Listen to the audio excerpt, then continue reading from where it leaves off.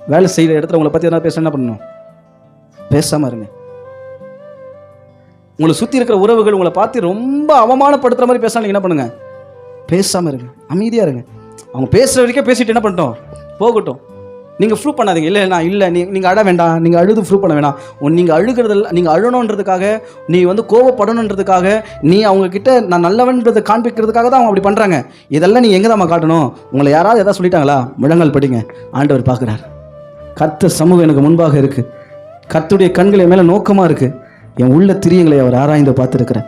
என்னை இப்படி சொல்லிட்டாங்க ஆண்டவர், கண்ணீர் விட்டு அழுங்க, மற்றதை கர்த்தர் பார்த்துக்கொள்வார். சும்மா விட்டாரா? மோசையை பற்றி பேசும்போது ஆண்டவர் 2 பேரையும் கூப்பிட்டாருங்க, வா இங்கே வா. என்ன யாரை பார்த்து பேசுகிற? மோசை எங்கே உண்மை உள்ளவன் தெரியுமா உனக்கு? அவன் கேரக்டர் என்ன தெரியுமா? பூமியில் மோசையை போல மிகுந்த சாந்த குணமுடையவன் யாருமே இல்லை சொல்லிட்டு கத்தை என்ன பண்ண தெரியுமாங்க? அவன் சரீரத்தை கத்த தொட்டாரு.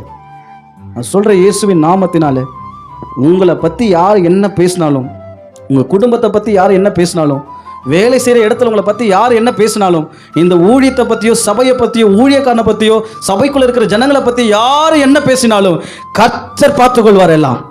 அல்லேலூயா சொல்லுங்க பாருங்களா. கர்த்தர் சரீரத்தை தொடுகிறவர், தொட்டு தண்டிக்கிறவர் இல்லை, பேசினது தப்புன்னு உணர வைப்பார். உணர வைப்பாருங்க, கர்த்தர் உணர வைப்பார்.